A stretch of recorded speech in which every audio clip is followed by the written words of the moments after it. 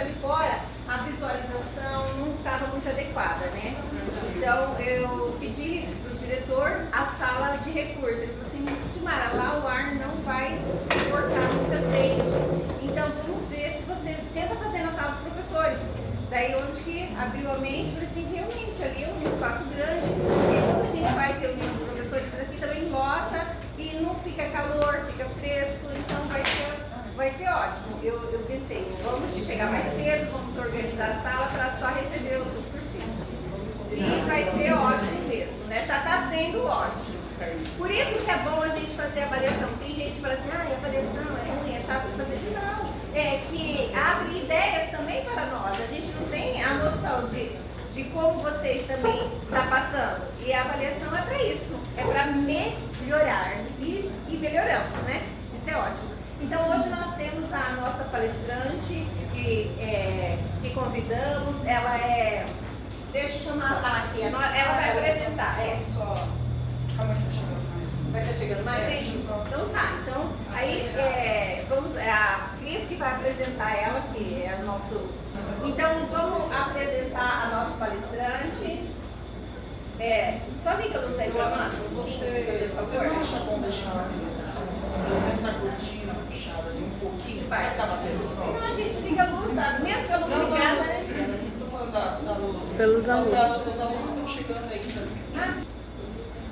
Pessoal, bom dia. Bom dia. Bom, sala bem cheinha, né?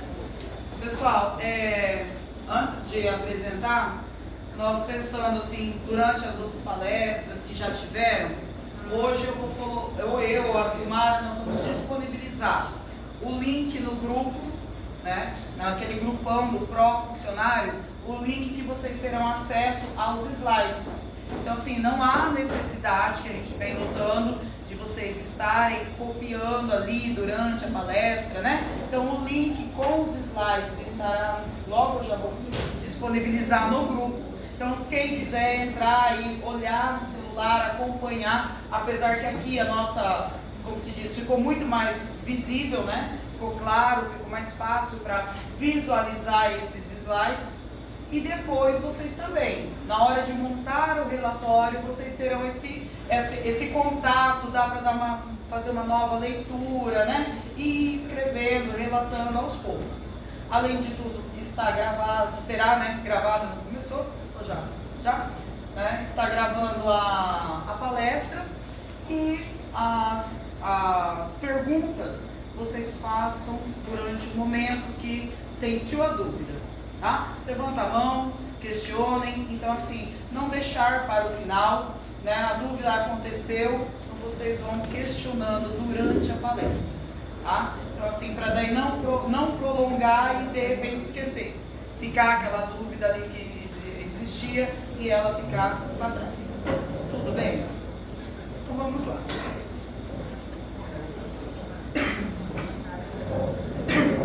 Hoje dando sequência ao nosso módulo 3, dentro de Educadores, Educandos, Tempos Históricos, nós convidamos a professora Valdirene, que ela é graduada em licenciatura plena em Geografia, pós-graduação, lato sensus em Ensino de Geografia, História e Sustentabilidade, Ensino de Geografia, Meio Ambiente e História, Metodologia do Ensino, Geografia e Meio Ambiente.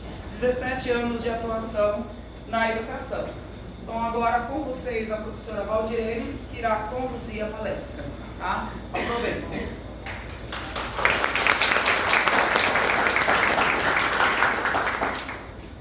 Bom dia. Bom dia. Então, como a Cris falou ali, né? Toda a minha formação. Então, assim, para trabalhar o tempo histórico, que a gente vai trabalhar aí a história da educação no Brasil. Né? Então, para se trabalhar o tempo histórico, antes disso, a gente tem que ter uma linha do tempo. Né? Então, assim, eu vou pegar períodos ali, lá no Brasil colônia, então vai pegar um pouquinho de história. Então, para trabalhar a história, a gente tem que dividir em períodos. A história é dividida em 5 períodos. A pré-história, a Idade Antiga, a Média, a Moderna e a Contemporânea. E eu vou trabalhar ali em cima da Idade Média para a Moderna. Tá? Então, assim, para entender um pouquinho esse processo aí. Aí, antes disso, eu coloquei uma frase aí do Paulo Freire, eu acredito, né, que a maioria deve conhecer o Paulo Freire, né, um educador aí que é o marco na educação no Brasil e mundial. E essa frase dele aí eu gosto muito, que é fundamental diminuir a distância entre o que se faz, o que se diz e o que se faz, de tal forma que num dado momento a tua fala seja a tua prática. Isso é muito importante, né, gente? Porque às vezes a gente fala, vou fazer tal coisa, traça algumas metas e a gente acaba não cumprindo essas metas. Às vezes a gente fala muito, mas não coloca em prática aquilo que a gente fala. E o Paulo Freire, ele vem para isso aí, né? Diminuir, né, essa distância do que a gente fala, do que a gente faz. Aí os tópicos que nós iremos trabalhar hoje, vocês podem ver que é bastante coisa, né? Tudo um processo histórico da evolução da educação no Brasil. Então nós vamos falar a educação e a história através dos processos históricos. É aí que eu falei que entra essa linha do tempo de idade média e idade moderna. A construção, a organização e o significado das instituições escolares, educação e ensino, funções da escola na sociedade capitalista, as relações entre classes sociais e educação, processos educativos, continuidade e descontinuidade desse processo, movimentos de mudança e de resistência e a diversidade étnico-cultural, homens e mulheres como sujeito histórico. E para finalizar aí, né, o que pega bem na atualidade, governo, mercado e educação. Então, para começar, vamos lá. Já está lá, ó. A educação na antiguidade. Quando a gente fala de educação, gente, para puxar, antes de eu chegar no Brasil, eu tenho que puxar isso lá, né, principalmente lá na Europa. Porque quando se fala em educação, cidadania, democracia, república, né, tudo vem lá na Europa, né, um dos continentes mais antigos. Então tem ali a Grécia Antiga, né, traz ali Atenas e Esparta. Atenas e Esparta eram duas cidades da Grécia de suma importância, onde surge esse conhecimento. Tá? A Atenas era considerada o cérebro e a Esparta era considerada a força dentro lá da Grécia. Então Atenas, ela visava uma educação integral, né, do indivíduo. Né? Qual que era essa educação? A física, a moral e a intelectual. Né? Enquanto Esparta visava uma educação mais militarizada. Então você pega na história, Esparta era os melhores soldados que tinha. Né? Quem já assistiu o filme 300 vai ver isso. Né? Os filósofos aí como Sócrates, Platão e Aristóteles discutiam o papel dessa educação aí, tá? Na formação da moralidade e do intelecto. Se a gente pegar quando fala ali, ó, né, a educação moral, a física e a moral, acho que muitos vão lembrar que lá, quando a gente era criança, tinha uma matéria na escola que era educação moral e cívica. Alguém lembra? Só eu que sou muito velho disso. Né? Então, o que era essa educação moral e cívica? Né? É como o cidadão se porta dentro da sociedade.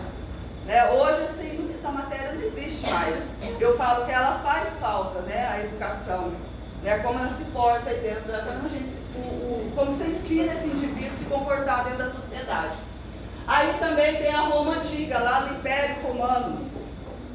A educação ela era muito mais prática e centralizada em habilidades retóricas e jurídicas. O que é a retórica? A retórica é a arte da argumentação, né? Você falar bem. E o interessante disso aqui, que a educação deles não era num ambiente fechado, né? Era uma educação que era feita aberto, né? Eles filosofavam, passavam esse conhecimento em praças, né? Onde todos podiam chegar e adquirir esse conhecimento. Só que lá na Roma Antiga, essa educação preparava esses jovens para uma vida pública, que não deixa de ser o que acontece hoje. Né? Hoje a gente forma aí esses alunos, né, esses estudantes, para essa vida pública aí. Como que vai agir nessa sociedade, na verdade? Aí aqui vem a educação já na Idade Média, por isso que eu falei da linha do tempo, né? Que eu ia ficar fechado ali em Idade Média e a Idade Moderna e a contemporânea, que é a idade que nós estamos agora. Lá na Idade Média, gente, o conhecimento, todo conhecimento, ele era controlado pela Igreja Católica, tá? Então vocês podem até lembrar isso, né, do estudo de vocês, que a Igreja Católica controlava tudo na Idade Média. A sociedade era dividida, né, em 3 classes. Era o clero, a nobreza e os plebeus. Né? Então a Igreja Católica controlava todo esse conhecimento. As escolas lá, ó, eram monásticas e catedrais. O que é isso? Era feito nos mosteiros, né? Então tinha um lugar específico. Quem passava esse conhecimento? Eram os monges, os padres, os freis. Tá? Então era a base desse sistema. Então o que ensinava ali? Era tudo muito voltado para a religião, principalmente a filosofia e a teologia, né? A teologia é o estudo aí das religiões. A principal função aí era preparar o quê? Os clérigos e dar ênfase o quê? Lá como eu falei, ó, na teologia. Teologia é o estudo da religião. Então não visava um conhecimento amplo, era voltado para a religião. E ai daquele que fugisse disso aí, certo? Porque nessa época a Idade Média, ela também é conhecida como a Idade das Trevas. Ela é um período na história que durou 1000 anos. Ela vai do século V ao século XV. Né? Então, tanto que teve a Alta Idade Média e a Baixa Idade Média. Na Baixa Idade Média, que é do século X ao XV, é quando começa a mudar os pensamentos das pessoas. E já eu chego lá, que é aqui, ó, no Renascimento e a Reforma. Ou seja, lá na Idade Média falava assim que eles usavam tudo a fé. A fé era para controlar tudo. A Igreja Católica era detentora desse saber. E se você fosse contra isso aí, né, você podia ser queimado na fogueira, que era o que acontecia. Eu acho que todo mundo conhece a história da Joana d'Arc. Conhecem? Então, né, a Joana d'Arc foi uma mulher além do seu tempo. É uma mulher que comandou um exército durante a Guerra dos 100 anos. Por isso que falou que ela tinha parte com o diabo. Foi queimada na fogueira. E não só ela, muitos outros aí que vieram contestar, né, o estudo da igreja, foi queimada aí na fogueira. Aí aqui a gente já pula para o Renascimento e a Reforma. Então ali, ó, século XIV ao século XVI. Tá? Aí já está caminhando aí para a Idade Moderna. Quando eu falo Idade Moderna, muita gente acha que é o período que nós estamos vivendo, e não é. Tá? Nós vivemos uma idade contemporânea, que vai da Revolução Francesa até os dias de hoje. Certo? Então, mas onde começa a mudar o pensamento dessa educação? Tipo assim, vamos pôr a fé de lado, né? Não deixar a fé é importante, né? Mas vamos usar a razão, começar a usar o racionalismo para se questionar as coisas. Porque nesse período da Idade Média, existia um poder que era chamado absolutismo. Né? Então, ou seja, o rei controlava tudo. Então, quem controlava tudo isso aí, o saber, tudo era o rei. Já que no Renascimento, vão surgir aí filósofos que vão questionar isso aí. Tá? Rousseau, Diderot, Voltaire, Montesquieu. Montesquieu foi um cara muito inteligente, ele criou algo que a gente tem até hoje na política, que é a divisão dos 3 poderes. Vocês sabem me dizer quais são os 3 poderes que regem o nosso país? Legislativo, judiciário. Muito bem. E dê exemplo para mim, qual que é o poder? Vamos pegar em nível de município. Qual que é o poder executivo? Quem é? Prefeito. Quem que é o legislativo? E quem que é o judiciário? Né? Fica lá no fórum. Então quem criou isso foi Montesquieu, que veio com a teoria da divisão dos 3 poderes. Eles são independentes entre si, né? Mas eles têm que ter uma harmonia. Quando não tem essa harmonia, o que a gente vê na política, tem os atritos que a gente vê aí. E isso vai surgir aqui, ó, já na Idade Moderna. Tá? Ela trouxe uma nova visão para essa educação. Então vamos deixar a fé de lado, a fé é muito importante, mas vamos usar a razão, questionar as coisas. Porque lá no absolutismo tudo era colocado ali, né, de goela abaixo, o rei manda. Aqui não. Por que isso? Por que daquilo? É o questionar que a gente precisa. tá? Então ele coloca ali, ó, o humanismo colocando o homem como centro do saber. Lá na Idade Média se falava no teocentrismo. Teocentrismo é Deus no centro, né? Não que Deus não seja importante, mas tudo girava em torno ali de Deus. Aqui vai ser o contrário, tá? Vai ser o humanismo, na verdade vai ser o antropocentrismo, é o homem no centro ali, tá? Então houve uma ênfase no estudo da ciência, arte, línguas clássicas, ou seja, vamos questionar, vamos estudar, vamos ler. E uma coisa que é interessante aqui, quando se trata da educação, nesse período da história, eram poucos que sabiam ler e escrever. Era pouquíssimo, gente. A educação, ela sempre foi voltada, se a gente, conforme eu for explicando aqui, vocês vão entender. Hoje, a gente tem um acesso à educação, ele ficou muito mais fácil do que foi nesses períodos aqui. Né? Nesse período, a educação era elitizada, ela era para uma elite, para uma minoria, a minoria da minoria. Tá? E isso chega aqui no Brasil. Porque esse momento que eu estou falando ainda, né, não cheguei lá no Brasil ainda, aqui no Brasil. Então não era todos que tinham acesso à educação. E nesse período também, a educação, qual que era a língua ensinada aqui? Fora, no caso, vamos pegar Portugal, que foi aí, né, a metrópole do Brasil. Ensinava-se o português, mas também se ensinava o latim. O latim hoje é uma língua quase não é falada, mas era a língua falada nesse período. Por quê? Porque era a Igreja Católica que ensinava nesse conhecimento. Então ela ensinava através do latim. E era interessante também que muitos padres, nessa época, não sabia nem falar o latim. Ele rezava a missa, fazendo ali de conta, né, que estava falando em latim, como as pessoas não sabiam ler e escrever, as pessoas achavam que ele estava falando ali em latim. Então aqui nesse renascimento, essa reforma, ele vai mudar essa visão. Aí também nós temos a reforma protestante do século XVI. O que foi a reforma protestante? Protestante é uma palavra que vem de protestar. Tá? Lá na Idade Média, como a igreja controlava tudo, não teve muita gente que se levantou contra a igreja. Um deles foi Martinho Lutero. Tanto que nós temos uma igreja aqui na Viraí que é a luterana. Tá? Ela é uma igreja protestante. O que é isso? Protestou, né, o que a igreja católica pregava nessa época, aquele conhecimento fechado, restrito. Tá? E Martinho Lutero, na verdade, ele acaba saindo ali. Ele, na verdade, ele é excomungado pela igreja católica. Tá? Por quê? Porque ele questionou os dogmas. O que são dogmas? Né? São as regras que a Igreja Católica impunha. Tá? Então, qual foi o dogma que ele mais questionou nessa época? Era a cobrança de indulgência. A indulgência é o perdão. Então, ou seja, nessa época você tinha que pagar. Você ia lá se confessar. Para você se confessar, você tinha que pagar. Tá? Então, Martinho Lutero questionou isso aí. Ele acabou sendo excomungado pela Igreja Católica.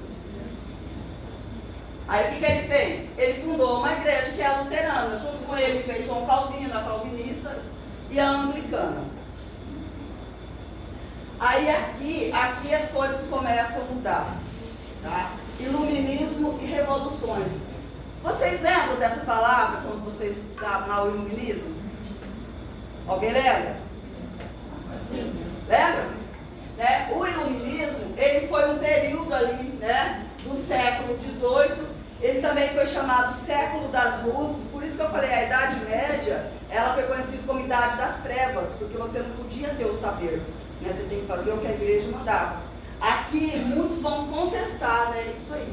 Então, o iluminismo, ele veio ali, ó, destacou o papel do quê? Da razão, né? A ciência na educação. Então, vamos aprender, né? Vamos estudar, para questionar. Aí ele traz os filósofos que eu falei, o Rousseau, o Luke, o Voltaire, que questionavam esses métodos tradicionais de ensino que tinha na Igreja Católica. Tá?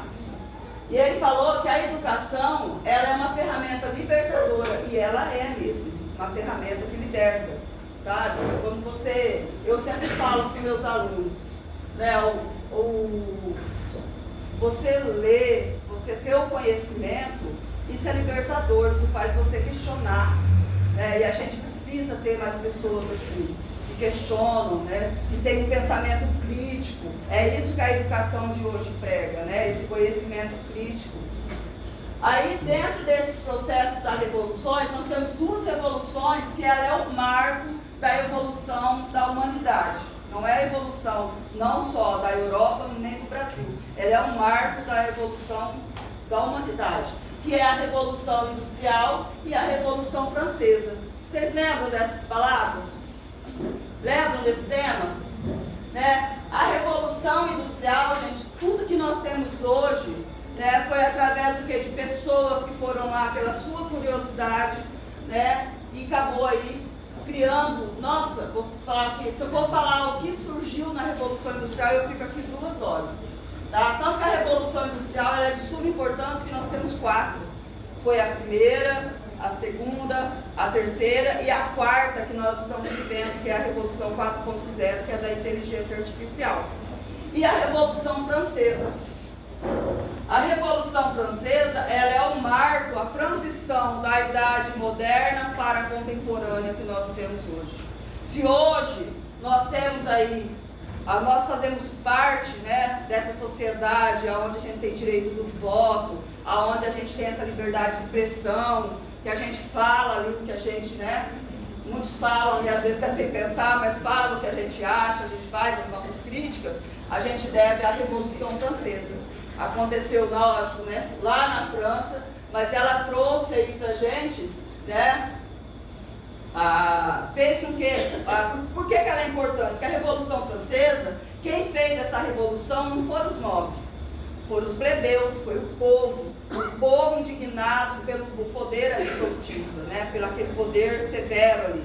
Então, por isso que ela é de tão importância. Ela elevou essa classe social, né, onde o povo acabou adquirindo mais conhecimento. E ali fala que isso resultou o quê? Na expansão desse ensino básico, né, especialmente dentro das cidades, e a educação começou a ser vista aí como um direito, uma necessidade para o desenvolvimento da nação. E é isso que acontece, gente. A educação, né, ela é o direito, nós todos temos direito à educação, e hoje está muito fácil esse acesso à educação. Vocês vão ver ali ao longo do tempo que eu vou falar, quando você pega aí há 30 anos atrás, como era difícil fazer uma faculdade. Né? Quem já não passou por isso, era muito difícil o acesso. Hoje não, hoje está muito mais fácil de se fazer ali uma faculdade, você adquirir um conhecimento. Só não adquire ali mesmo se não tiver a força de vontade, que hoje está muito mais acessível essa educação. Toda.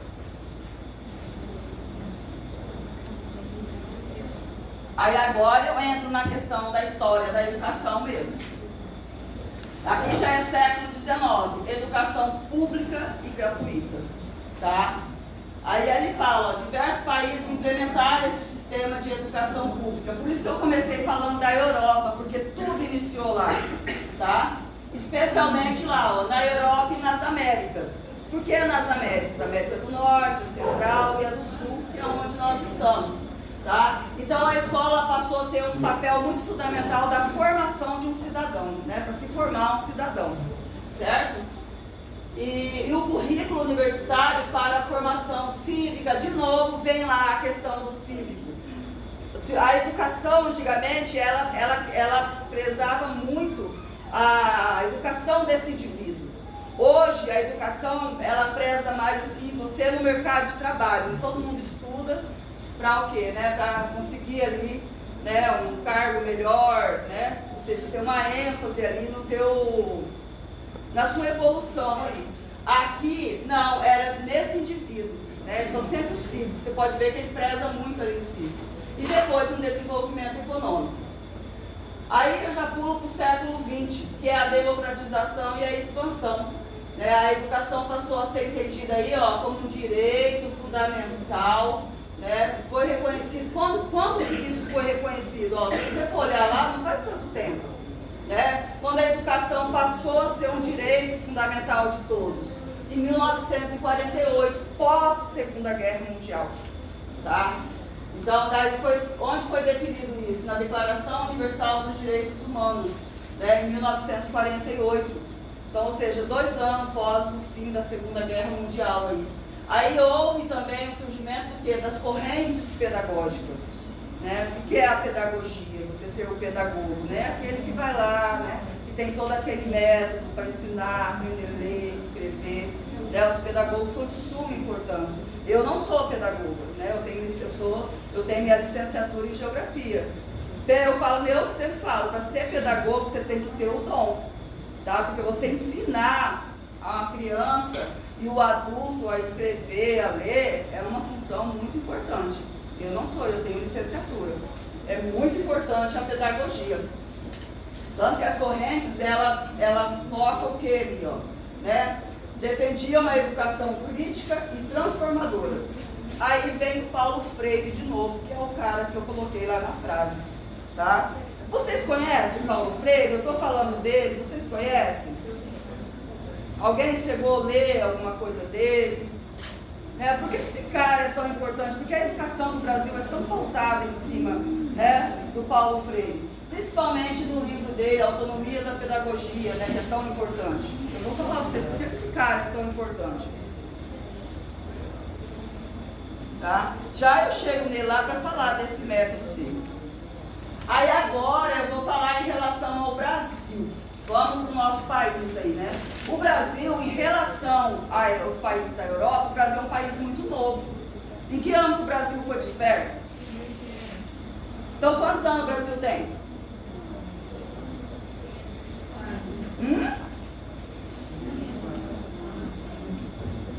Alguém falou aí no fundo. Isso.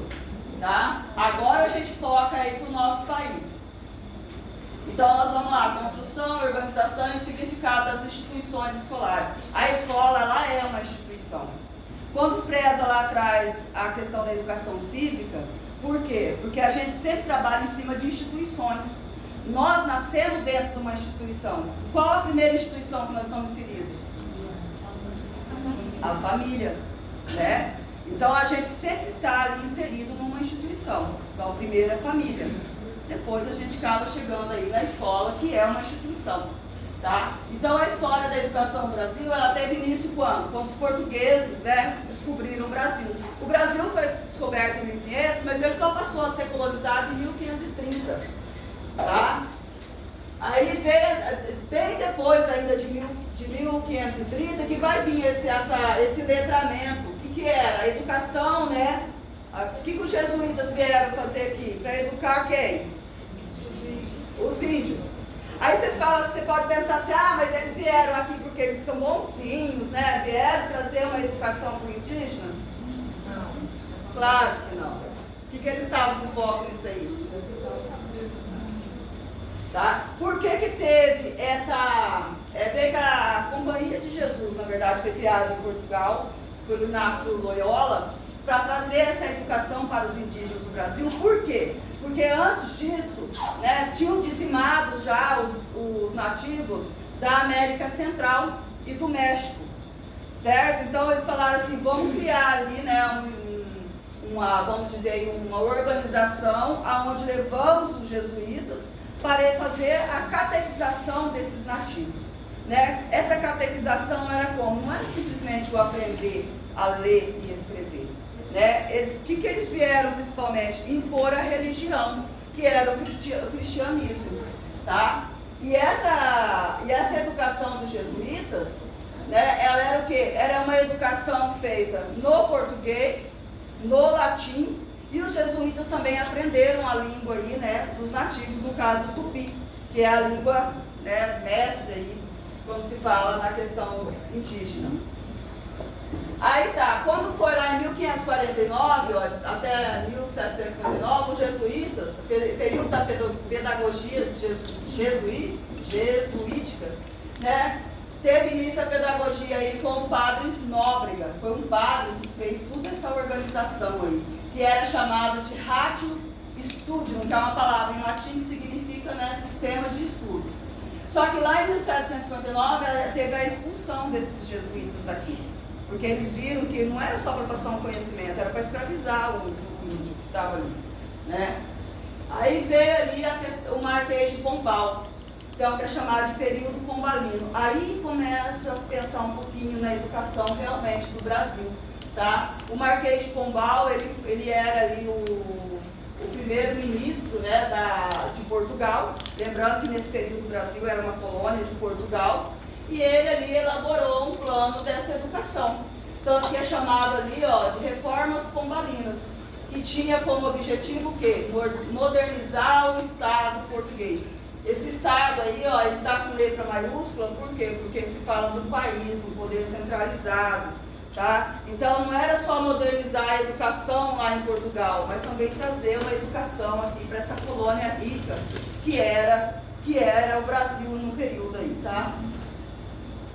Aí vamos lá, as principais medidas tomadas, né, durante esse período foi, o ensino, ele foi secularizado. O que é isso? Deixou de ser controlado pela Igreja Católica, porque quem dava as aulas aqui antes, como eu falei, era padre, era monge, era frei, tá? E as aulas foram criadas aulas régias. O que é isso, né? Substituir esse ensino religioso.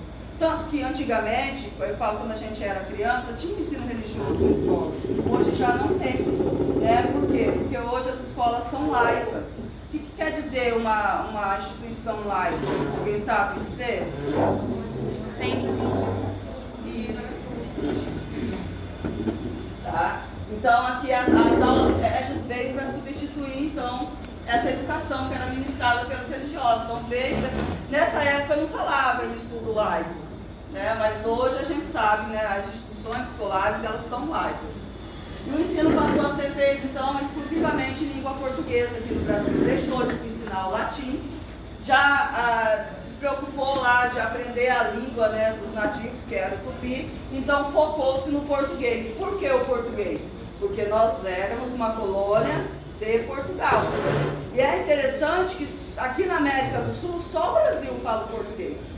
Né? Você pode pegar aí todos os países da América do Sul, o restante todos falam espanhol, porque foram colonizados pelos espanhóis. Só o Brasil fala-se português. Então deram foco nessa educação que em língua portuguesa. Aí vamos para essa sequência histórica. Como começa aí, né, olhar para a educação no Brasil? Em 1808, a chegada da família real portuguesa aí, vão se criar as primeiras escolas. Aí vocês poderiam pensar assim, mas por que essa família real veio para o Brasil? Alguém tem ideia?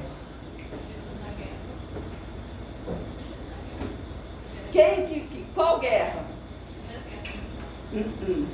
Não. Né? Lembra que eu falei da Revolução Francesa? Tá? Lá na Revolução Francesa vai ter um cara que vai se destacar lá, que é o Napoleão Bonaparte. Esse cara foi um dos maiores estrategistas de guerra. Ele era um simples soldado que chegou lá, né, a rei na França. Esse cara ele tomou vários territórios e um deles foi Portugal. Tá? Então ele ameaçou invadir Portugal. Dom João VI, que era o príncipe regente na época, com receio, né, dessa invasão, ele fez o quê? Eu vou fugir, eu vou embora para a minha colônia mais rica que eu tenho. Qual que era essa colônia? Brasil. E assim a família real chega aqui no Brasil em 1808. Se você for pegar, gente, 1808 é o mesmo ano da fundação do Banco do Brasil. Tá? É o mesmo ano. Porque quem funda o Banco do Brasil, quem cria o Banco do Brasil é Dom João VI. Tá? Então a família real chega aqui. Aí Dom João VI, lá na Europa, eles dão um valor imenso à educação. Né? Então quando eles chegam aqui no Brasil, né, tinha, além dos nativos que tinham aqui, tinha já a população que estava aqui no Brasil. Mas essa população não tinha esse conhecimento, não tinha questão de escola, nada, não se pensava nisso. Né? Então Dom João VI, ele traz ali, e ele já traz de cara as escolas superiores. Né? Então o que ele traz aqui para o Brasil? Ó, a escola de medicina na Bahia e depois no Rio de Janeiro. Por que na Bahia? Porque se você for pegar em fatores históricos da educação no Brasil, começa lá no Nordeste e depois desce para a região Sudeste. Por que começa lá no Nordeste? Foi onde eles chegaram. Né? Aí quando foi em 1827, veio a fundação da primeira faculdade de Direito, lá, Olinda, tá? E depois em São Paulo.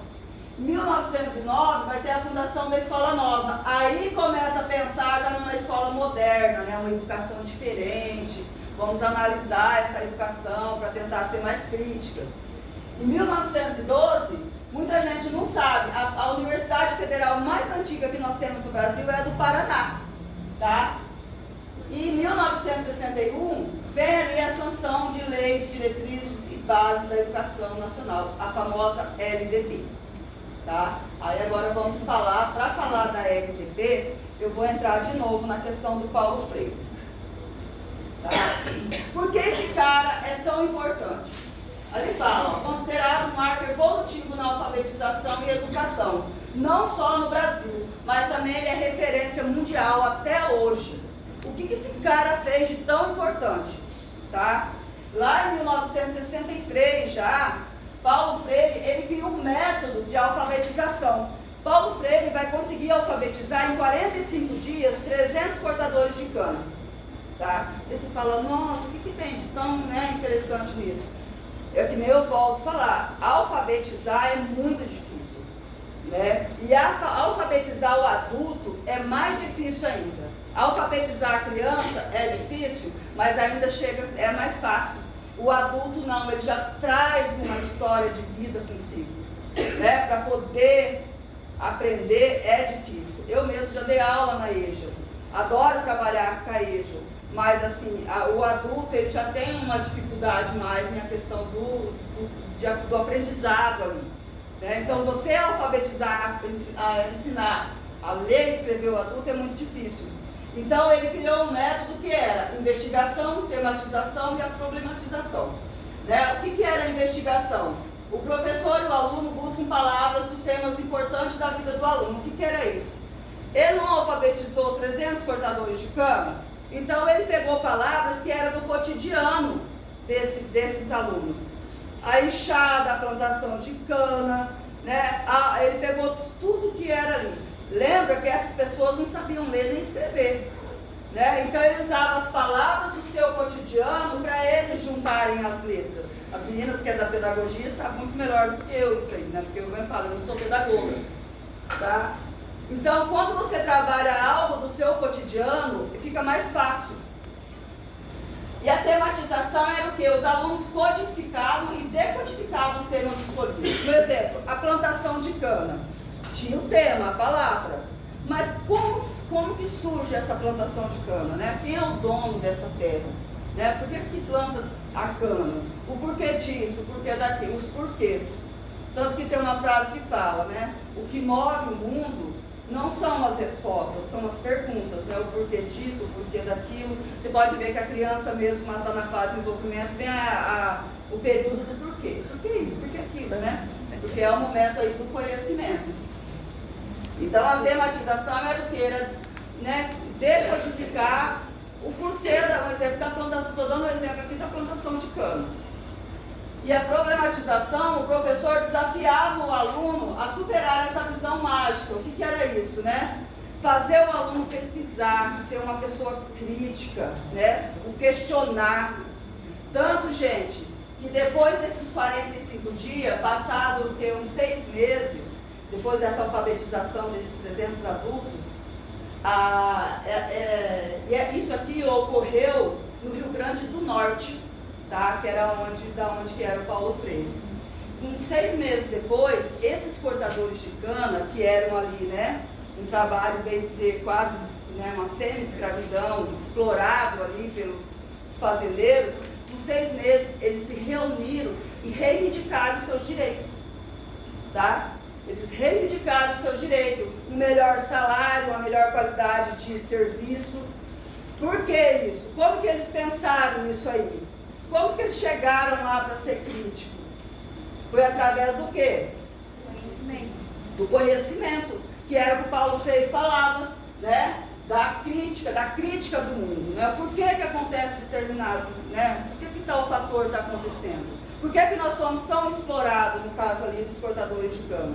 Então, teve uma greve, esses 300 aí que aprenderam a ler e escrever, né? Eles começaram a ler o quê? O que acontecia com eles, e eles questionaram os patrões.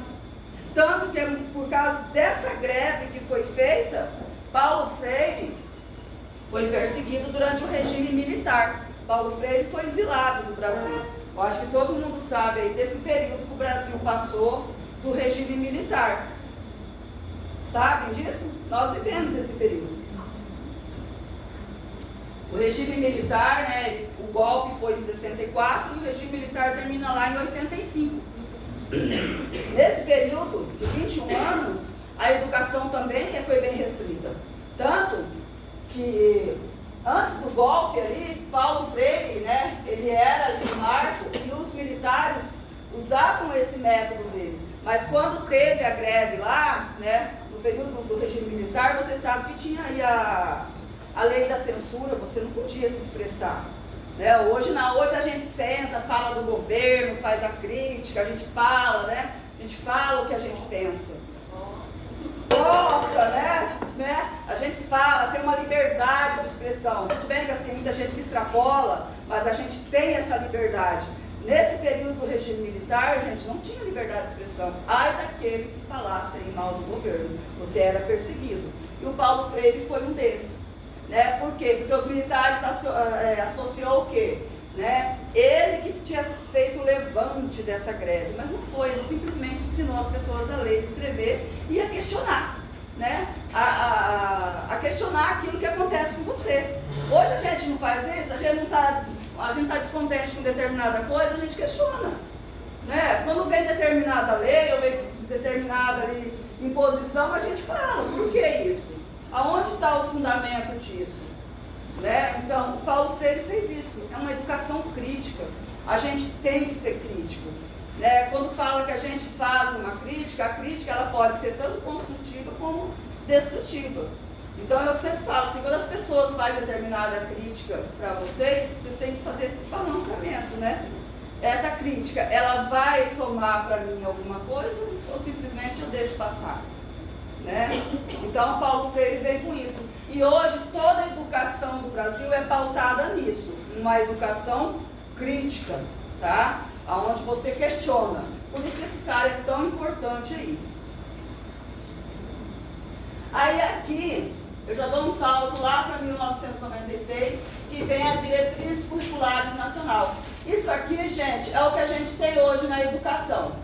E quando a gente fala em educação, né, a gente está aqui na cidade, nós temos aí as escolas municipais, as estaduais, tem o IF, tem as universidades, né, federal e estadual, mas nós temos assim um leque de educação. Então, com a Diretrizes Curriculares Nacional, veio aí a educação no campo. Hoje a educação no campo ela é muito mais elaborada. Quando a gente era criança, que você falava a escolinha lá na fazenda, era uma escolinha bem simplesinha, né? Aí, geralmente, aquele professor que estava lá, ele nem tinha pedagogia. Ele tinha um conhecimento e ele passava para aqueles alunos.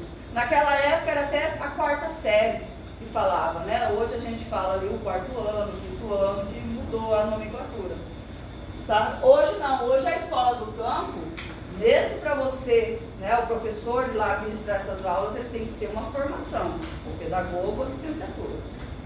Aí a educação quilombola. Hoje no Brasil nós temos terras demarcadas, tanto as terras quilombolas como as terras indígenas, que eu vou chegar ali. Né? Só um tempinho. Daí estamos falando que como o ar ele bate muito aqui, daí eu não vou poder desligar. Daí troca de lugar, quem tem mais calor vem para esse lado, quem tem mais frio vem para esse lado. Podem trocar? Porque não vou poder desligar. Se desligar, vai abaixar. Alguém sabe? Alguns escravos lá. Alguns escravos. Isso. Funcionaram e eles se isolaram. Isso mesmo. Aonde os escravos, na época do período da escravidão no Brasil, eles se refugiavam, né? Eles fugiram. Tanto que nós temos o Quilombo de Palmares, que é um dos mais famosos, né? E eles ficavam ali escondidos. E isso foi ganhando uma proporção enorme. E hoje essas terras são demarcadas, né? Então, dentro dessas terras tem a educação, que é a educação quilombola. A educação profissional e tecnológica, a educação de jovens e adultos, que é a EJA, a educação à distância, né? Hoje nós estamos aí vivendo um período, como que a educação à distância ganhou uma proporção imensa. Porque eu mesmo falo, quando me formei, a gente nem falava em faculdade EAD, né, o estudo EAD. Até era questionado, mas parecia algo tão distante. Né? Eu me formei em 2007. Então parecia algo distante. Hoje está aí a educação, né? A faculdade hoje, EAD, ela ganhou uma proporção imensa.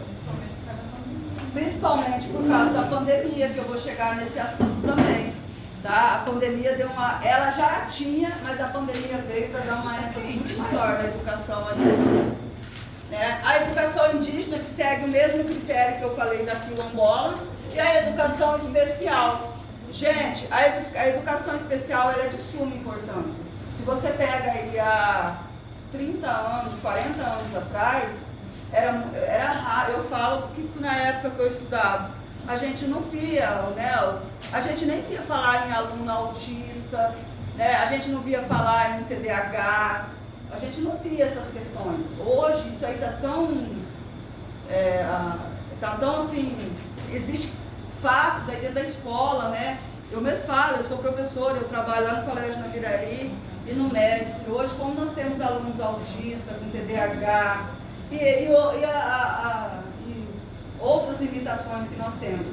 E lá nessa época que eu falo, de 30, 40 anos atrás, vocês vão, puxa na memória de vocês, era raro a gente ouvir, a gente nem via falar disso. Né? E também dentro das salas de aula, a gente não via o aluno especial. Por quê? Porque esse aluno especial, ele era colocado lá no lugar, ele era excluído. Ou tratado como louco, né? Ou tratado como louco, isso mesmo, né? Hoje não, essa educação especial que veio aí em 1996, ela foi de suma importância. Hoje existe a inclusão, né? A gente vê ali, tanto que nas salas que tem um aluno especial, essa sala não pode passar de 25 alunos. Então, assim, tem que ser o aluno especial e os outros 24, não pode passar disso. E geralmente esse aluno tem um professor de apoio, dependendo ali, né,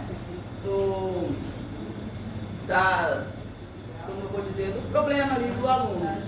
Então a educação especial é de suma importância. Hoje se trabalha muito a inclusão. Tanto que eu vou chegar lá falando da questão socioemocional. Hoje se trabalha muito isso dentro da escola. Tá? A questão socioemocional aí do aluno. Então a educação especial é de suma importância. Todo mundo tem que estar incluso nessa educação.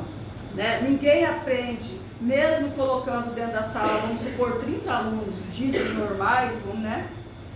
Ninguém aprende por igual. Tá? Cada um tem uma forma de aprender. Então, assim, dentro da sala, o professor tem que ter um olhar muito amplo, porque cada um vai ter uma forma. Tem aluno que só ele aprende mais escrevendo, tem aluno que é mais visual, tem aluno que só escutando, né? Então, assim, você tem que abrir um leque dentro daquela sala para você, né, ver cada particularidade de aluno. É difícil? Claro que é difícil, porque nós enfrentamos a educação com salas muito lotadas. Né? Tem lugar que 40, 45 alunos para um professor. Né? O professor não faz milagre. Né? Então, assim, por isso que na educação especial a quantidade de alunos é restrita, é 25 alunos só. Aí eu vou trazer aqui uma linha do tempo, né? Em 2003 ocorre a criação do programa Brasil Alfabetizado. Aí em 2004 vem ali o ProUni, né, a criação do Programa Diversidade para Todos, depois a criação do Sistema Nacional de Avaliação da Educação Superior, né, quando você termina ali a faculdade tem uma prova que faz a avaliação, né, desse curso, a nota desse curso. Aí vem a criação do Programa de Apoio ao Transporte Escolar, a gente não tinha isso, né, quem é os professores sabe, tem os alunos aí da área rural que vêm estudar na cidade.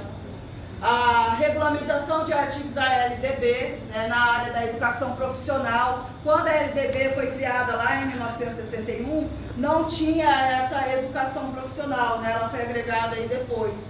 A criação da Secretaria de Educação Continuada, a Alfabetização e a Diversidade. Aí vamos começar a falar dessa diversidade.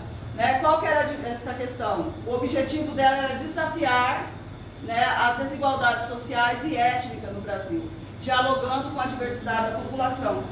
Gente, aqui no Brasil parece brincadeira, mas só em 2010 que começou a agregar no referencial curricular para a gente trabalhar a questão étnica no Brasil, né? A questão afro e a indígena.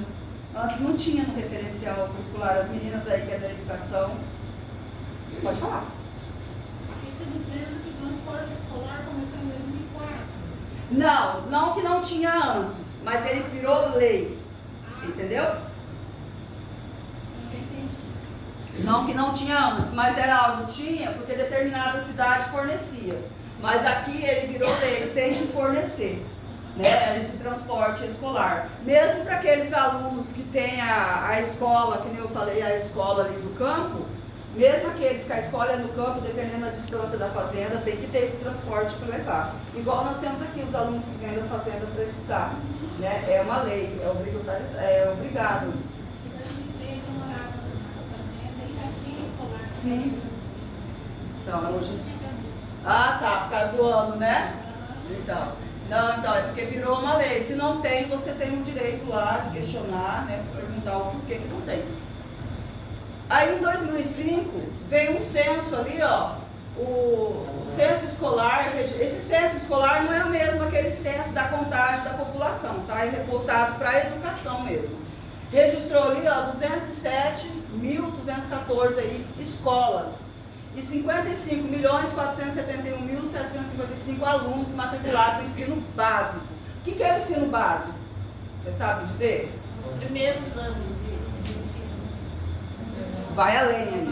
Vai Até o ensino médio, né? Então ali dos 4 anos até os 17 anos ali, ou seja, desde ali, né, da pré-escola, do primeiro aninho até o 3º ano do ensino médio. Isso é educação básica, tá? Que é um direito de todos. Então ali, ó, inclui pela primeira vez informações sobre raça e cor. Os censos anteriores, ele não pegava essa informação de raça, né, e cor. Ele não computava esse cálculo. Era só ali, era no geralzão, né? Fazia o censo no geral. Depois começou a computar isso aí, ó. Aí computava ali, ó, as matrículas, funções do docente, né? Qual que é o cargo de cada professor, os estabelecimentos, né? Que é a escola, as turmas, o rendimento dessa turma que nós temos aí, né? Todo ano tem o IDEB, né? Que é aí as notas que as escolas tiram aí.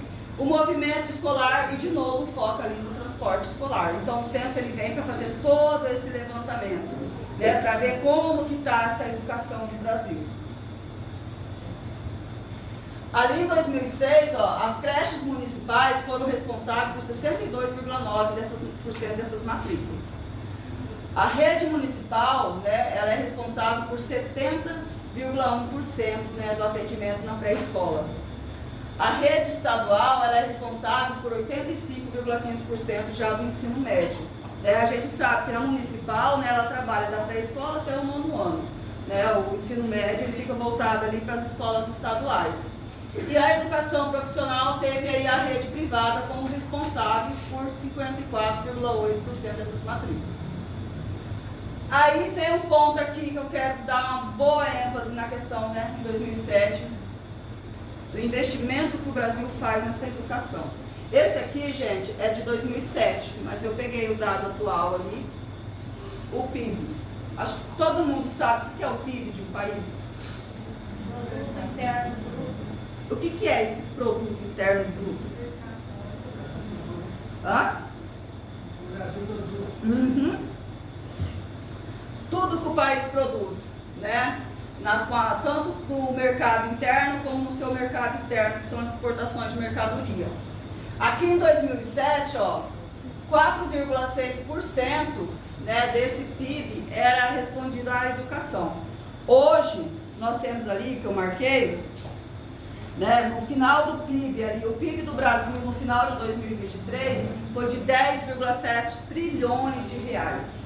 Desse montante todo, 5% é investido na educação. Vocês acham que é muito ou vocês acham que é pouco? Podia ser mais, né? Só que nós temos um problema no nosso país, né? Vocês acham que esses 5% ele chega efetivamente na educação? Não. Lembramos que nós vivemos num país mega corrupto, né? Não vou entrar no lado da política, mas infelizmente o Brasil, né, quando você pega no ranking da corrupção, o Brasil ele está lá em cima. Né? 5%, né, de 10,7 trilhões de reais é até bastante dinheiro. Se ele fosse, poderia ser muito mais. Porque se eu pegar o da Argentina ou do Chile, que são países que têm um PIB muito menor que o Brasil, eles investem muito mais na educação do que nós, tá? Então, ou seja, mas mesmo assim, sendo pouco, é muito dinheiro. Se esse dinheiro chegasse efetivamente na educação, né, daria para se fazer muita coisa. Mas, infelizmente, a gente sabe, né? O dinheiro sai lá do governo federal, ele vai chegar no governo estadual, vai distribuir ali nesses municípios. Cada governo que ele vai passando, a gente sabe que isso vai... Infelizmente. Aí acaba chegando ali desses 5%, vamos supor ali, 2,5%. Né? Infelizmente. É isso que acontece, né? O Brasil, infelizmente, o Brasil é um país de terceiro mundo, ou seja, é um país emergente, né? Tem um PIB mega elevado. Se eu pegar o PIB do Brasil e comparar com o de Portugal, que é um país de primeiro mundo, o Brasil, ó, ganha estourado. Mas aí você poderia perguntar, mas por que o Brasil não é um país, então, de primeiro mundo? Porque quando se trata de IDH, que é o Índice de Desenvolvimento Humano, se utiliza 3 critérios para analisar isso. Por que a gente fala assim, um país de primeiro mundo e um país de terceiro mundo? Né? O Brasil é de terceiro mundo. Se eu pegar lá Estados Unidos, Japão, Itália, a França é um país de primeiro mundo. Por quê? É por causa do PIB? Não é. Porque a gente utiliza o PIB, o IDH, ele utiliza 3 critérios. A renda, a educação e a saúde. Para você falar que o país é de primeiro mundo, ele tem que ter uma renda boa. O que é a renda? É a distribuição de renda entre essa nação. Aqui no Brasil a gente sabe que uma minoria ganha muito e uma maioria ganha-se muito pouco, não é? A gente vive essa realidade, nós somos essa maioria, né? Então assim, aí você falou, aí quando eu pego a questão da saúde, eu não preciso nem comentar. Né? Apesar de nós termos um sistema único de saúde, parece, gente, a gente reclama às vezes do SUS, mas o Brasil ele é um país único que tem o SUS. Em muitos países de primeiro mundo a saúde não é pública, tá? Aí quando eu trago para a educação, meu Deus do céu, não tem nem como comparar de um país de primeiro mundo. É aí que a gente perde. Tá? Então, o que define um país de primeiro mundo, de terceiro mundo, é o IDH, a renda, a educação e a saúde. Nesses 3 critérios, o Brasil perde. Tem um PIB mega elevado, mas esse PIB não é distribuído nessas 3 áreas. Né? Então, a gente perde, continuamos a ser país de terceiro mundo. Apesar de ser um país emergente, né? Um país que exporta muito, mas é um país de terceiro mundo. E a gente sabe que o Brasil não valoriza essa educação como deveria. Diferente de você pegar no Japão, como a educação é valorizada, né? Aqui no Brasil, infelizmente, não. Ô, Clóvis, pode falar. Deixa eu te falar, eu não li ainda, eu assisti no jornal, mas eu não li como que funciona a eleição nos Estados Unidos. Mas eu estava escutando no jornal, eles votam, eu coloco o papel na caixa do correio para eles pegarem. Aí eles usam... É por cédula, ainda é de papel. De papel lá nos Estados Unidos. Eu falei, nossa, aí o Brasil, nesse aspecto, eu achei evoluído nós, né? Sim, tanto que teve na época que o Obama era o presidente dos Estados Unidos, o Obama até teve interesse de ver como funcionava essa urna eletrônica. Porque o nosso sistema eleitoral aqui ele é muito mais ágil. Os Estados Unidos, por ser um país de primeiro mundo, ele é bem lento. Vocês podem ver que fica 2 meses falando dessa eleição. E, apesar de lá ser uma democracia igual aqui, o sistema político deles é diferente. Já começa pelos partidos. Aqui nós temos quantos partidos políticos? Para que tudo isso partido? Mais de 25 partidos políticos. Lá só temos 2. Gostam para ter apenas 2 candidatos. Para ter apenas 2. Lá é interessante. Só ter 2 candidatos. Não tem essa. Não tem. E tem uma prévia para ver quem será esses candidatos. Tem a prévia para ver quem será esses candidatos. E lá é tudo lá é na cédula. E realmente, eles votam, por exemplo, se você mora em um determinado estado, né, e você vota no outro, você vota pelo correio. Você vai lá no correio, pega a cédula, faz a sua votação e coloca na caixa do correio. Por isso que a eleição deles, o resultado é muito demorado. E outra coisa, lá o voto não é obrigatório. Lá não é. É uma democracia. O voto, na verdade, ele não podia ser obrigatório. Porque o voto sendo obrigatório, né, ele acaba ali forçando a pessoa. Porque nós temos, a gente tem ali restrições se a gente não votar. Né? Se você passa num concurso público e você não está com a sua quitação do título em dia, você não assume esse concurso. Se você... Tem justificativa daí nesse ponto, se a pessoa não estiver na cidade, ela tem... Sim, se você fez a justificativa, beleza. Mas se você nem votou e nem fez a justificativa, você não assume. Se você passa numa faculdade pública, se você não tiver a quitação do título ou a justificativa, que nem ela falou, você não assume. Então, esse voto, nós falamos, é uma democracia, mas esse voto ser obrigatório, né, ele acaba sendo ali um cabresto. É igual que aconteceu lá no sistema coronelismo no Brasil, no início da República, que era o voto de cabresto, onde os coronéis controlavam, né, esse voto. Colocava uma escolinha lá no campo para o estudante, para o adulto, só ir lá aprender a escrever o nome dele. Porque se ele escrevesse o nome dele, ele já podia votar. Ele tinha algum conhecimento? Nenhum. Era chamado de voto de cabresto. Né? Então, esse voto que nós temos aqui obrigatório, ele não acaba entrando dentro da democracia que é tão falada.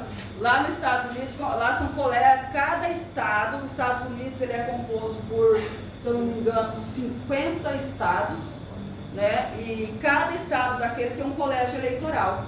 Então, são os delegados desse colégio eleitoral que fazem essa votação. Aí vocês podiam perguntar assim, mas da onde que entra o voto das pessoas? Porque nos Estados Unidos, né, depois do Barack Obama, que foi o primeiro presidente negro nos Estados Unidos, as pessoas começaram a votar, a ir lá votar, mesmo não sendo obrigado. Né? Por quê? Porque elas queriam ver muitas mudanças dentro do país. Daí vocês vão falar, mas se é um colégio eleitoral que vota, então onde que entra o voto dessa população? Entra lá na porcentagem, porque esses delegados do colégio eleitoral, por mais que eles tenham ali o direito de voto, eles vão analisar a porcentagem desses votos da população. Porque é uma democracia, eles têm que ver quantos por cento daquela população votou, e o que aquela população está querendo de mudança. Tá? E por que isso entra aí? Por que é importante? Aí que eu volto para a educação, né? Por questionar, por criticar, por querer saber o porquê, né? Mas o sistema eleitoral dele realmente, no Brasil é uma democracia, lá é uma democracia. Como funciona essa democracia em cada país é diferente. Tanto que tem país que o mandato do presidente é 5 anos. Né? Aqui nós temos aí 4 anos com direito à reeleição. Né? Ô, Pro, eu vou dar 2 casos sobre o título. A gente acha que eu não vou fazer, mas ele bloqueia muita coisa. A minha irmã mora na Espanha, o documento dela lá na Espanha estava bloqueado porque ela não votou. Se vota somente para presidente. E ela não tinha votado, ela está lá há 18 anos lá. E eu fui na Receita Federal, ali na carteira de trabalho, Ministério. no Ministério está tendo, lá fica a Receita Federal, né? Eu estava sentada, aí chegou uma mulher com um bebezinho e ela precisava, aí ela foi saber por que ela não recebeu, a neném que nasceu, a Bolsa Família, Vale Renda. Por causa do título. Aí a mulher deu uma bronca nela, porque ela tinha 22 anos e não tinha feito o título, e ainda falou para ela, você não é cidadã brasileira não? Excomungou ela porque ela não tinha o título, mas bloqueou ela só foi atrás porque ela precisava do Bolsa Família. Você pode ver, você vê como que está atrelado, né? Isso que eu falo. O voto é um direito de todos, é algo importante, mas ele não precisava ser obrigatório. Quando você obriga, você pode ver que eles atrelam o Bolsa Família, atrela você assumir um concurso, atrela você entrar numa faculdade pública. Por quê? Porque eles necessitam desses votos.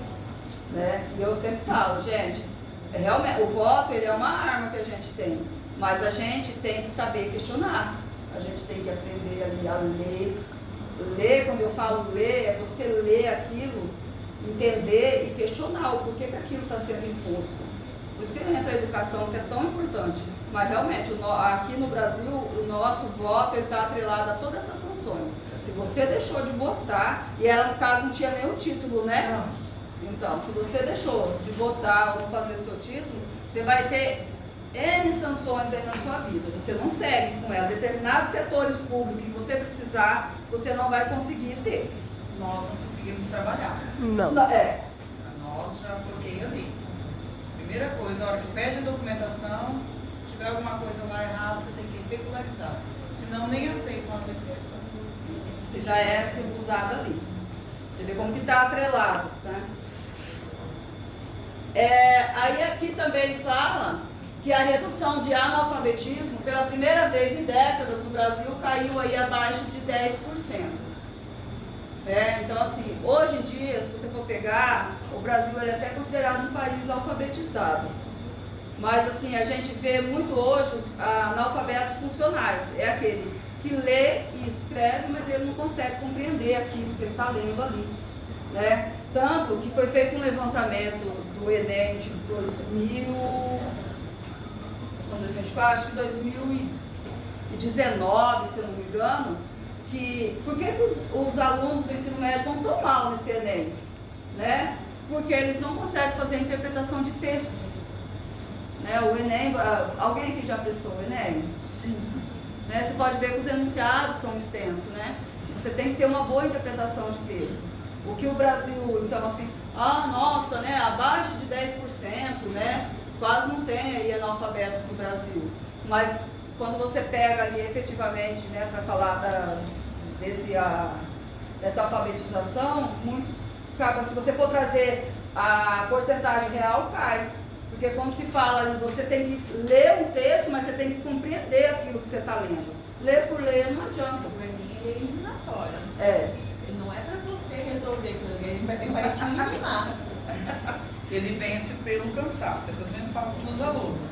Ele vence pelo cansaço. O aluno que ele não tem o hábito da leitura, ele cansa já logo nas primeiras questões e ele já começa, vai pulando. O aluno que tem o hábito de ler e tem a facilidade da primeira leitura, eu compreendi o que está escrito, eu consegui fazer essa interpretação, ele vai lá na frente. Aquele que só parei para ler as questões hoje, no dia da prova, ele será eliminado. Né? Ele vai se cansar e ele vai deixar. Então, assim, para não ter isso daí, é um exercício mesmo. Uma coisa que eu não entendo é que quando eu comecei eu aprendi a estudar no primeiro ano, eu não sei escrever letra de forma, é letra cursiva. Mas por que as crianças, por exemplo, a minha menina gosta mais de escrever letra de forma do que cursiva? Aí, o que acontece? Porque quando eu ensino, o primeiro ano está ensinando a letra de forma, aí de repente muda para a letra cursiva, eu acho que vira um... Bom, eu não sou pedagoga, as pedagogas aí começam. Porque primeiro começa com a de forma. Cadê as pedagogas aí? Lu, você é pedagoga. Por que começa com a letra de forma lá na alfabetização? É mais fácil. E qual o momento que você muda para cursiva? A partir do terceiro ano. A partir do terceiro ano. Não me batam mais ela. A criança sofre de novo para aprender. Porque para cursiva tem que ter uma... A partir do terceiro ano. Não me batam mais forma, ela Eu letra cursiva. Mas são mais o desenvolvimento cognitivo da criança. Ela só é inserida assim, definitivamente a partir do terceiro ano. Até o terceiro ano ele inclui alfabetização. O primeiro, segundo e terceiro ano ele é alfabetização. Então eles são focados mais na criança ler e aprender aquelas letras e as sílabas. Aí eles vão começar a inserir, alguns professores inserem já a cursiva. Porém, obrigatoriamente a partir do terceiro ano. Aí a pedagoga fala, é que eu falo, eu não sou pedagoga, gente, eu tenho licenciatura. Eu estou em língua portuguesa, Então, mas sou pedagoga. Melhor que ninguém sabe falar.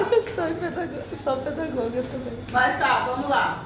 De 2008 e 2009, a gente teve ali, 11 de novembro de 2009, a emenda ali, que ampliou a obrigatoriedade desse ensino básico, que eu falei lá, de 4 a 17 anos.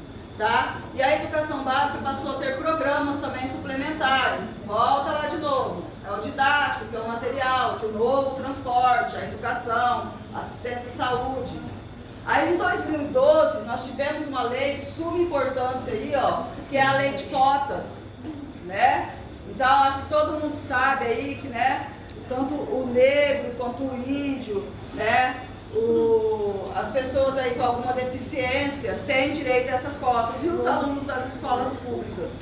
Hoje, os 100% das vagas, 50% é destinado à cota. Esse 50% é distribuído entre a cota aí, né, da pessoa com alguma deficiência, do negro, do índio e dos alunos das escolas públicas.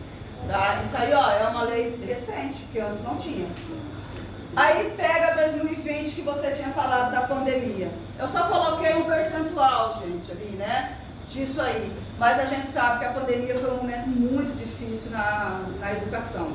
Tanto para o professor, para o aluno, para os pais, na verdade foi para todos, né?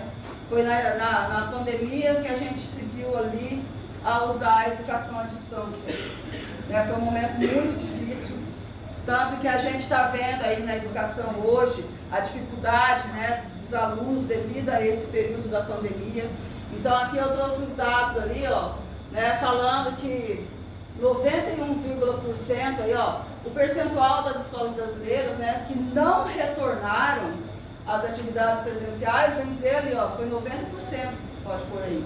Né, sendo que a rede federal, esse percentual foi de 98,4%.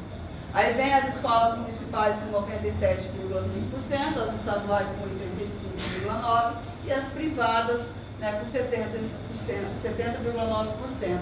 A gente aqui, todo mundo presenciou isso, né? Seja quem estava trabalhando dentro da escola, quem é ali. A escola ela não é formada só de aluno e professor, né? A escola ela é um todo. A educação ela é um todo, desde que você põe o pé ali dentro da escola, não é só o professor é destinado mais a passar ali o conhecimento, aquele currículo que vem ali, mas todos que estão dentro da escola, né, ele acaba exercendo esse papel de educador. Né? Então eu falo, a educação, eu sempre falo com meus alunos, né? Cadê a educação básica, menina? A educação básica é o quê? É o bom dia, boa tarde, né, por favor, obrigado. E os funcionários das escolas, ele também tem esse papel de fazer, né? De estar puxando ali, vamos dizer, a orelha, a atenção desse aluno nisso aí. Porque hoje os jovens, eles estão muito... Eu trabalho ali com adolescentes constantemente, né? Eles não têm esse tato. Eu mesmo falo, cadê a educação básica? Porque a educação básica que eu falo, o bom dia, boa tarde, por favor, com licença, você aprende lá em casa, não é? O professor, ele não está ali para passar essa educação básica, ele é lá em casa. Mas hoje a escola, ela exerceu uma função imensa. Né? A escola, ela está com uma carga, antigamente era só passar o conhecimento. Hoje não. Hoje você tem que trabalhar tudo. Além de passar o conhecimento, você tem que trabalhar tudo. Você trabalha meio ambiente, você trabalha trânsito, você trabalha socioemocional. Eu sempre falo, o professor, ele deixou de ser só professor. Né? Ele passou a ser psicólogo, ele é mãe, ele é pai, ele é médico, é tudo na educação. Professora, eu vejo muito assim. Eu acho que os pais estão terceirizando a criação do filho, porque está se buscando tanto o financeiro que acaba esquecendo de educar. Quando o filho não está o dia inteiro na escola, quem cuida dele é uma terceira pessoa. Então, ninguém está preocupado em dar esses valores estão buscando na escola. E aí acaba passando. Eu trabalho na educação infantil, a gente vê muito isso lá, mas eu acredito que quem trabalha no fundamental e no ensino médio é quem tem esse impacto maior, né? Sim. Porque quer muito dar a parte ali de ter um celular novo, mas o que é o principal está se esquecendo. Está se esquecendo, o essencial, né? É bem isso mesmo que a gente vê. Eu mesmo trabalho mais com adolescente e é bem isso que a gente passa mesmo. Daí você fala assim, mas por que chegou nesse ponto a educação? Porque se você pegar ali há 50 anos atrás, a mulher, né, ela era mais destinada ao lar, cuidar da casa, cuidar dos filhos, né? Pós Segunda Guerra Mundial as coisas foram mudando, né? Por quê? Por que pós Segunda Guerra? Porque lá na guerra os homens foram na guerra, as mulheres tiveram que trabalhar. E de lá para cá muda esse mercado de trabalho. Então a mulher ela tem que trabalhar. Se ela tem que trabalhar, automaticamente esse filho vai ter que ficar com alguém. Né? E de lá para cá as coisas veio mudando e a gente também está chegando numa proporção assim, muito difícil de lidar com o adolescente. Por isso que a gente vê tanto professor aí, né? doente, porque é difícil de lidar com isso, está muito difícil de lidar com esses alunos, porque é como ela falou, acaba terceirizando essa educação aí para a escola, e sendo que a escola, a função da escola é o quê? É transmitir o conhecimento. Aí vem aqui educação e ensino, né? Aí ele fala, a educação ela engloba todo o aspecto de uma formação humana, né? Desde o desenvolvimento, a competência cognitiva, emocional, até a construção. Aí vem, ó, a escola ela treina, ela trabalha aí os valores, as atitudes, o comportamento, né? A característica da educação é o quê? A educação ela é um processo contínuo. Ao longo da vida a gente vai aprendendo. Né? Que nem eu falei, por isso que dentro de uma escola é tão importante, não é só o professor que passa o conhecimento, todos que estão dentro dessa escola, né, ele cabe exercendo essa função de passar um determinado conhecimento. É o que Paulo Freire falava lá atrás, né, o conhecimento do dia a dia, não precisa ser só aquele lá, o referencial que o professor traz, aquele, o currículo, aliás, vou ensinar tal matéria. A educação é ao longo da vida. Todo dia nós estamos aprendendo alguma coisa. Ninguém sabe tudo. Né? Aí vem a formação integral, né, que é o desenvolvimento intelectual, emocional, moral, físico, social. O contexto diverso, né? Porque ali é o que eu estava falando, ó. O aluno ele aprende o quê? Lá em vários espaços. Família, escola, o trabalho, a comunidade que a gente está inserida. As dimensões sociais e cultural, né, onde você transmite normas, valores, né, tradições, conhecimento que vai passando de uma geração para outra. A educação formal e a informal, né? A formal é aquela que ocorre dentro das escolas, das universidades, e a informal é aquela que ocorre através da interação. É o que nós estamos fazendo aqui, né? A interação aí social, a experiência do cotidiano, tá? Que é um aprendizado ao longo da vida. Então, constantemente, todo dia que a gente levanta, a gente está aprendendo alguma coisa. Você sempre vai aprender alguma coisa. Aí aqui fala que o ensino, né, é uma parte específica, né, e formal do processo da educação. Aí vem aqui a característica desse ensino. Aí volta falando, né, o processo formal, que é o que a gente conhece, que é aquele tradicional da escola, da faculdade. Aí vem as metodologias, né, que utiliza métodos didáticos, como que você vai passar esse conhecimento, que são as estratégias pedagógicas. O objetivo disso aí, né, que a gente segue um referencial. Eu acho interessante que quando eu chego na sala, os alunos falam, mas por que você vai explicar isso? Porque tá lá, eles acham que a gente abre um livro e fala assim, hoje eu vou falar sobre a Revolução Francesa. Né? Hoje eu vou falar sobre o clima do Brasil. Eles não têm noção que a gente tem um referencial para seguir ali. A avaliação, que todo mundo sabe, né, que são os testes, as provas, o trabalho, e a relação entre o professor e o aluno. Tá? Isso aí, né, ali fala que é uma relação explícita, né, daquele que ensina e daquele que aprende. Tá? Aí as funções da escola na sociedade capitalista. Aí vem a questão desse mercado de trabalho, né? Porque você está numa escola, você está estudando, adquirindo conhecimento, para quê? Simplesmente para ter o conhecimento? Não. Né? Nós vivemos num mundo capitalista. E o capitalismo ele é cruel, gente. Né? Eu sempre falo para meus alunos, ou você acelera, alguém vem, passa e te atropela. O capitalismo ele é assim. Né? O capitalismo ele é um sistema econômico que veio e ficou.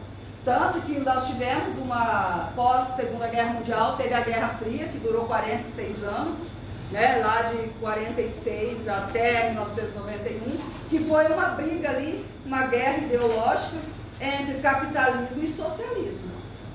Né? O capitalismo todo mundo sabe o que é. E o socialismo? Alguém sabe?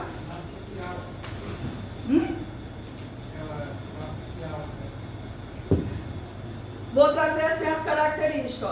Ó. O capitalismo, né, tem a diferença de classe social. O socialismo ele preza o quê? Não tem essa diferença de classe social, onde todo mundo ganha basicamente o mesmo salário. O Estado controla tudo. Na teoria ele é muito bonito, mas na prática ele não funciona. Por quê? Porque dentro de uma sociedade não tem como todo mundo ganhar o mesmo salário. Porque o socialismo ele preza isso. Tanto que os países que são socialistas, você pode ver que é só na teoria, na prática não funciona. né? Quais são os países socialistas que nós temos hoje? Né? A China, comunismo e socialismo estão ali interligados.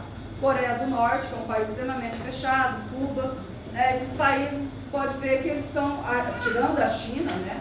São estagnados aí na economia. A China, ela tem esse boom na economia, por quê? Porque ela abriu a parte litorânea para o capitalismo. Porque senão, se fosse lá no socialismo, também não ia. Então, a função da escola é inserir esse indivíduo dentro dessa sociedade capitalista. Né? Então, fala que a escola ela desempenha um papel crucial na formação desse cidadão. Né? Ela funciona aí como um mecanismo de socialização. Eu sempre falo para os alunos, né? Porque dentro da escola tem aluno que ele fica ali mais quietinho. Eu mesmo falo, você tem que socializar, você tem que fazer trabalho em grupo, porque lá fora ninguém consegue viver sozinho, né? Você tem que socializar, porque esse mundo capitalista que a gente vive não é fácil. A escola também ela pode ser vista, né, dentro dessa sociedade como um espaço de reprodução das relações sociais, muitas vezes reforçando a desigualdade. Gente, o capitalismo ele reforça muito essa desigualdade estrutural, né, a desigualdade social. O capitalismo, ele é assim, quem pode mais chora menos, né? A lei da oferta e da procura. E a gente sabe, como eu falei, é uma minoria que tem muito e uma maioria que tem pouco. Ele traz essa discrepância muito grande. A escola também tem o potencial de ser um agente transformador, isso a escola é mesmo, né? Promovendo a conscientização crítica, encorajando os alunos a questionar, tudo isso que eu falei para vocês. A escola traz isso, hoje é uma escola crítica. Né? Através da educação crítica, inclusive, a escola pode contribuir para a formação desse indivíduo, que busca a equidade, que é tão falada hoje, né? Das oportunidades iguais para todos. Porque quando a gente fala, a gente vai ter uma parte ali que fala da meritocracia, né? Para a pessoa atingir determinado patamar pela meritocracia, para ser um mérito, todos têm que caminhar no mesmo caminho. Porque às vezes não é mérito, porque tem gente que chega a um determinado ponto muito mais fácil do que o outro. Né? Aí não é meritocracia. Para ser uma meritocracia, tem que ter o caminho A e B e os caminhos ser iguais para todos. E a gente sabe que não acontece. É o que acontece na sociedade capitalista. Né? E a escola também ela traz ali as ferramentas necessárias para imaginar e construir uma sociedade justa e igualitária, que é todo mundo quer, né? Uma sociedade justa e igualitária. A escola também no mundo capitalista, ela traz, hoje a escola trabalha o quê? A formação de uma mão de obra qualificada. A gente sabe, se a gente não qualificar a mão de obra da gente, a gente perde. O que vocês estão fazendo aqui não é a qualificação dessa mão de obra? Né? Nós somos mão de obra, nós somos lá no setor terciário, a gente vende a mão de obra da gente. Né? Então a gente tem que qualificar ela, porque se a gente não qualificar, a gente fica para trás. Né? Ela reproduz valores e normas sociais, a estratificação social. O que é a estratificação? São as classes sociais, a socialização, a integração, a formação dessa cidadania, né? A inovação e a produção desse conhecimento. E ali fala também que na sociedade capitalista a escola acaba tendo uma função ambígua. O que é isso? Ao mesmo tempo que ela prepara o cidadão para o mercado de trabalho, ela também incentiva a mobilidade social. O que é mobilidade social? É quando você muda de classe. Né? Hoje no Brasil nós temos da classe A até a E. Vocês têm uma ideia. Como que faz a diferença dessa estratificação? Através de quanto salário cada um ganha. Né? Então o Brasil, para você ver, uma classe de A a E, olha quantas classes social, olha quanta estratificação social. E a mobilidade é quando o indivíduo muda de classe, ou tanto para cima quanto para baixo. Tá? A sociedade capitalista e a escola tem uma função, como eu falei, é ambígua que eu estava explicando, e promover a reflexão crítica. Vocês podem ver ali, gente, que sempre volta na questão crítica. A gente tem que aprender a ser crítico. Mas eu falo, quando você vai ser crítico a alguma coisa, saiba o que você está criticando. Porque tem gente que faz a crítica, aí você vai argumentar com ele, ele não tem argumento, ele simplesmente criticou. Aí você fala, e você, como faria? Morre ali o assunto porque não tem o que falar. Aí vem as relações entre as classes sociais e a educação. Né? Elas são ali, fala que a relação entre classe social e educação ela é muito complexa. Para entender esse sistema aí, né, tem uma estrutura social, A educação desempenha um papel duplo, ao mesmo tempo pode proporcionar essa mobilidade social que eu falei, você mudar de classe e oferecer caminho para a vida melhor. O que ele está falando ali, né? Ele enfatiza o quê? A gente só consegue ter uma vida melhor, né, através da educação. E hoje, muita gente não vê dessa forma. Porque para você ser um agente transformador é através da educação. Para você ser um ser humano melhor é através desse conhecimento, da educação, você ser crítico, né, para você estar nesse mundo e fazer a diferença. Aí ele traz aqui, ó, desigualdade no acesso da educação de qualidade. O Brasil tem isso, gente? Ou o Brasil não tem desigualdade? Né? Infelizmente, a gente tem a desigualdade ao acesso escolar. Eu sempre falo que é assim, ó, o aluno da escola particular, ele estuda a vida inteira, vou pegar ali, né? Um que estuda a vida inteira na escola particular para passar numa faculdade pública. O aluno da escola pública, muitas vezes ele estuda a vida inteira na escola pública e depois ele vai fazer uma faculdade privada. Infelizmente é a realidade do Brasil. Aí você vai falar, por que tem essa diferença? Você sabe dizer? Por que dessa diferença? Porque aquele que estudou na escola particular, toda a educação básica, vai fazer lá, concorre e entra na faculdade pública. Isso quando tem que fazer um curso técnico para entrar no mercado de trabalho mais rápido, né? Pela questão financeira. Aqui mostra bem que está falando da desigualdade, né, gente? Infelizmente a gente tem, porque em questão do material didático, a questão do estudo, infelizmente a gente vive isso aí. Daí quando você pega o percentual das faculdades públicas, a maioria é de aluno que saiu da escola privada. Por isso que veio a lei de cotas, né? Para inserir esse aluno da escola pública lá dentro. Aí a educação, né, como reforço da estratificação social, o papel da escola na transmissão de cultura e valores, mobilidade social e a meritocracia, que eu falei, educação como ferramenta crítica e transformação, e políticas públicas e redução da desigualdade. As políticas públicas, ela vem para isso, né? Todas as políticas que a gente vê aí relacionadas à educação é para reduzir essa desigualdade, mas ainda a desigualdade é muito grande. Você pega na educação, ela é demais, ela é uma discrepância imensa quando a gente pega aí na parte da educação. Embora que eu sempre falo aí dos meus alunos, né, não é, quando se trata de faculdade, não é a faculdade que faz o aluno, é o aluno que faz a faculdade. Porque muitas vezes eu falo, um aluno esforçado, ele vai mais longe do que um aluno inteligente. Porque eu falo, o esforço, ele é tudo, a dedicação. Né? Porque tem aluno que ele é muito inteligente. Ele acha que ele é inteligente, então tá bom. Mas o esforçado, ele vai mais longe. Né? E para esse aluno que é esforçado, aí entra naquela questão da meritocracia.